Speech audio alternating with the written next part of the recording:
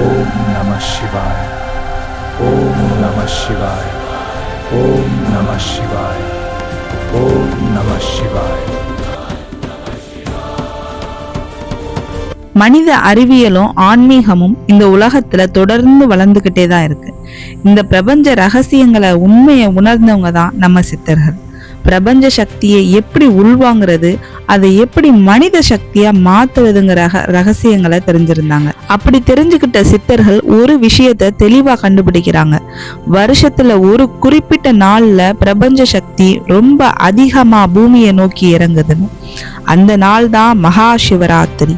ஓம் நம சிவாய. நீங்களும் ஒரு சிவபக்தரா இருந்தா நம்ம சேனலை சப்ஸ்கிரைப் பண்ணிட்டு ஓம் நம சிவாயன் கமெண்ட் பண்ணுங்க. நண்பர்கள் அனைவருக்கும் வணக்கம். இன்னைக்கு நம்ம மகா சிவராத்திரியின் உண்மையான அர்த்தத்தை பார்க்கலாம். மகா சிவராத்திரின்னு சொன்னாலே நம்ம எல்லாருக்கும் நினைவுக்கு வர்றது இரவெல்லாம் கண் விழிச்சு விரதம் இருக்கிறது. ஆனா அதோடைய உண்மையான அர்த்தம் நம்மளுடைய புறக்கண்களை இல்ல, அகக்கண்களை திறந்து விழித்திருக்கிறதுன்னு அர்த்தம்.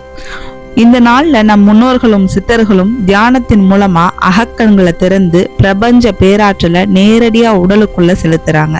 அந்த சக்தியோட சிவனோட ஒன்னா கலந்தாங்க. அந்த நாளை தான் நம்ம மகா சிவராத்திரின்னு சொல்றோம். சூரிய பகவான் கும்பராசியில சஞ்சரிக்கும் மாசி மாதம் மிகவும் புண்ணியமான மாதமாகவும் சுப நிகழ்ச்சிகள் செய்ய உகந்த மாதமாகவும் இருக்கு.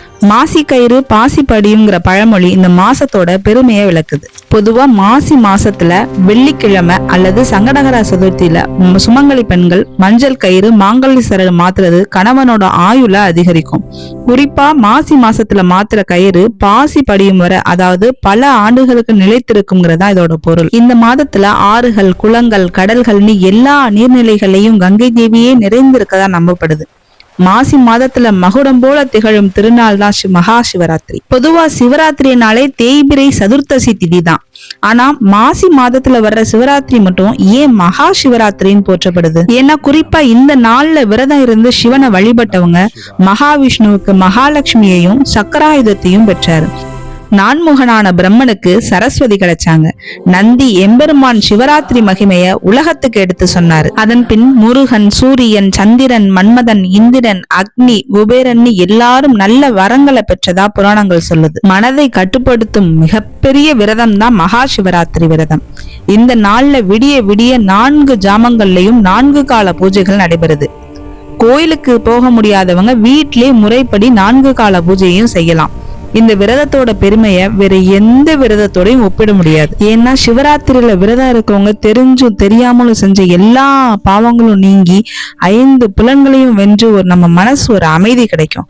நீண்ட ஆயுள், நல்ல ஆரோக்கியம், கோடி பிரம்மஹத்தி தோஷம் கூட நிவர்த்தி ஆகும். காசிக்கு யாத்திரை போல பலன் கிடைக்கும். வீட்டிலே விரதம் தொடங்குறவங்க ஒரு நூலை மஞ்சள் தடவி மஞ்சள் நூலாக்கி கையில கட்டணும். இந்த விரதம் இல்லை, எந்த விரதத்தை தொடங்கும் போதும் மஞ்சள் கயிறு கட்டி தான் நம்ம அந்த விரதத்தை தொடங்கணும். எல்லா கோயில்கள்லயும் 4 கால பூஜை நடைபெறும். முதல் கால பூஜை மாலை 6:30 மணிக்கு. இத பிரம்ம பூஜை காலம் சொல்றாங்க. இந்த காலத்துல சிவன் சோமஸ்கந்தர் வடிவத்துல காட்சி தர்றாரு.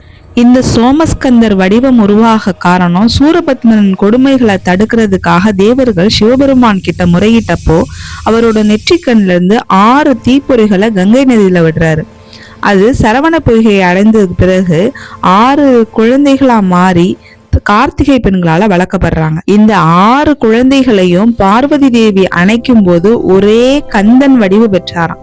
இந்த கந்தனுக்கு தாயான பார்வதியும் தந்தையான சிவபெருமானும் தேவர்களுக்கு காட்சி அளித்ததுதான் சோமஸ்கந்தர் வடிவம். அதனால இந்த முதல் கால பூஜையை வழிபடும் போது இல்லறம் நல்லதா இருக்கவும் குழந்தை வரம் வேண்டுபவர்களும் கண்டிப்பா இந்த கால பூஜையில கலந்துக்கங்க. இந்த முதல் கால பூஜை அந்த நான்முகனான பிரம்மனே சிவனை பூஜித்த காலம். 2வது கால பூஜை இரவு 9 மணிக்கு ஆரம்பிக்குது. இந்த காலத்துல சிவன் தட்சிணாமூர்த்தியா காட்சி தர்றாரு. தட்சிணாமூர்த்தி அவதாரத்துக்கான காரணம் என்னன்னா, இந்த பிரபஞ்சத்துல எல்லா கேள்விகளுக்கும் பதில் கிடைக்குமா, ஞானம்னா என்ன, அதை வார்த்தைகளால சொல்ல முடியாதுன்னு உணர்த்ததான். படைப்பின் கடவுளா சொல்லப்படுற பிரம்மாவின் புதல்வர்கள் சனகாதி முனிவர்கள்னு சொல்றாங்க. இந்த சனகாதி முனிவர்களுக்கு ஒரே ஒரு ஆசை மட்டும்தான், உண்மையான ஞானத்தை பெறுறது. அந்த பரம ஞானத்தை பெறதுக்காக முதல்ல தன்னோட தந்தையான பிரம்மா கிட்ட போறாங்க. பிரம்மாவோ படைப்பின் தொழில்ல முழுசா மூழ்கி இருந்ததுனால அவரால் அது முடியல. அடுத்து திருமாலை தேடி போறாங்க. ஆனா திருமால் இல்லற வாழ்க்கையில ஈடுபட்டு இருந்ததால அவராலையும் முடியல. ஞானத்தை நோக்கி ஓடி வந்த சனகாதி முனிவர்களுக்கு உலக செய்தியில மூழ்கி இருந்த தெய்வங்களால பதிலளிக்க முடியல. மனவேதனையோட திரும்பி போயிடலான்னு நினைச்ச அந்த நேரத்துல அவங்களோட மனவேதனையை புரிஞ்சுக்கிட்ட சிவபெருமான், நானும் உமையவளோட இருக்கிறத பார்த்தா அவங்க ஏமாந்துருவாங்களேன்னு நினைச்சு ஒரு 16 வயசு இளைஞனா மாறி ஒரு பெரிய வட விருட்சத்துக்கு கீழே அமைதியா அமர்ந்திருந்தாராம். அவர்தான் தட்சிணாமூர்த்தி. தட்சிணாமூர்த்தியா காட்சி கொடுத்த சிவபெருமான் கிட்ட சனகாதி முனிவர்கள் வந்து உட்கார்ந்தாங்க.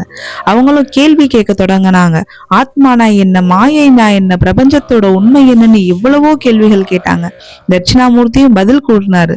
ஆனா கேள்வி முடியவே இல்லை. ஏன்னா ஞானத்தை வார்த்தையால அடக்க முடியாது இல்லையா. தட்சிணாமூர்த்தி என்ன பண்ணாரு, தன்னோட வலது கையில சின் முத்திரைய காட்டினாராம். சின் முத்திரைங்கிறது ஒரு மௌன உபதேசம். அந்த கணத்துல முனிவர்கள் மனசுல இருந்து எல்லா சந்தேகங்களும் கரைஞ்சு போச்சு. அமைதி, ஆனந்தம், பரம ஞானம் ஒரே இடத்துல வெளிச்சம் போல உதிச்சிச்சு. வார்த்தைகள் இல்லாம மௌனத்தால உபதேசம் செஞ்ச குருதான் தட்சிணாமூர்த்தி. எப்பவும் ஞானம் பேச்சுல கிடைக்காது, அனுபவத்தால கிடைக்கும்னு சொன்னாரு தட்சிணாமூர்த்தி. ஓம் நம சிவாய. கல்வி, ஞானம், அறிவு வளர, மன தெளிவு கிடைக்க இந்த கால வழிபாடு மிக சிறந்தது. 3ஆம் கால பூஜை இரவு 12 மணிக்கு ஆரம்பிக்குது. 3ஆம் கால பூஜை தான் சிவராத்திரியிலே ரொம்ப முக்கியமானது. இந்த காலம் அன்னை பராசக்தியே சிவனை பூஜித்த நேரம். முதல் 2 கால பூஜை செய்ய முடியாதவங்க கூட 3ஆம் கால பூஜை நேரத்துல மட்டும் சிவனை மனசார வழிபட்டாலே போதுமானது. நம சிவாய. இந்த 3ஆவது கால பூஜையில சிவன் லிங்கோத்பவரா காட்சி தர்றாரு. சிவபெருமானோட லிங்கோத்பவ வடிவத்துக்கும் சிவராத்திரிக்கும் நெருங்கிய தொடர்புண்டு. ஏன்னா லிங்க புராணத்தின்படி ஒரு முறை திருமாலுக்கும் நான்முகனான பிரம்மனுக்கும் இடையில யாரு உயர்ந்தவன் அப்படிங்கிற வாதம் வந்துச்சு. இந்த விவாதத்தை தீர்க்க நினைச்ச சிவபெருமான் அடிமுடியில்லா அக்னி தூணா உருவம் எடுக்கிறாரு. இதுதான் லிங்கோத்பவ உருவம். இதோட அடியையோ முடியையோ யாரு முதல்ல பாக்குறாங்களோ அவங்கதான் பெரியவங்கன்னு சொல்ல, திருமால் பன்றி உருவம் எடுத்து அடியை காணவும், நான்முகனான பிரம்மன் அன்ன உரு கொண்டு முடியை காணவும் போறாங்க. ஆனா அடியையோ முடியையோ யாராலையும் பார்க்க முடியாம தோல்வியுற்று சிவன் தான் பெரியவர் அப்படின்னு உணர்ந்த நாள் தான் இந்த சிவராத்திரி. இப்படி அடிமுடி இல்லாத லிங்கோத்பவ உருவம் எடுத்த இடம்தான் திருவண்ணாமலை. அங்கே வருஷந்தோறும் அண்ணாமலை ஜோதி விழா இததான் நினைவு கூறுது. உலகத்துக்கே தாயான பராசக்தி வழிபட்ட நேரம்ங்கிறதுனால அம்பாளும் சிவனும் மனம் குளிர்ந்து வரம் தரும் காலமா இருக்கு இது. இறுதியா 4ஆம் கால பூஜை அதிகாலை 4 மணிக்கு தொடங்குது. இந்த நேரம் எல்லா ஜீவராசிகளும் வழிபட்ட காலம். 33 கோடி தேவர்களும் ரிஷிகளும் மனிதர்களும் உலகத்தில் இருக்க எல்லா ஜீவராசிகளும் சிவனை வழிபட்ட காலம் இது. இந்த காலத்துல சிவபெருமான் ரிஷபாரூட மூர்த்தியா காட்சி தர்றாரு. இந்த ரிஷபாரூட மூர்த்தி உருவத்துக்கான காரணம், அசுரர்களோட தொல்லையில் தாங்க முடியாம கைலாயத்துக்கு போய் எல்லா தேவர்களும் சிவன் கிட்ட முறையிடுறாங்க. சிவன் தேவர்களால செய்யப்பட்ட தேர்ல ஏறி அசுரர்களோட போராடுறதுக்காக புறப்படுறாரு. எதிர்பாராத விதமா தேரோட அச்சு முறிஞ்சிருது. சிவன் மேல கொண்ட அளவற்ற அன்பின் காரணமா மகாவிஷ்ணுவே காளை உருவம் கொண்டு சிவனை ஏத்திட்டு போறாரு. இந்த உருவம் தான் ரிஷபாரூட மூர்த்தியா திகழ்றார். இப்படி காளை மீது உட்கார்ந்து காட்சி தர்ற உருவம் தான் ரிஷபாரூட மூர்த்தி.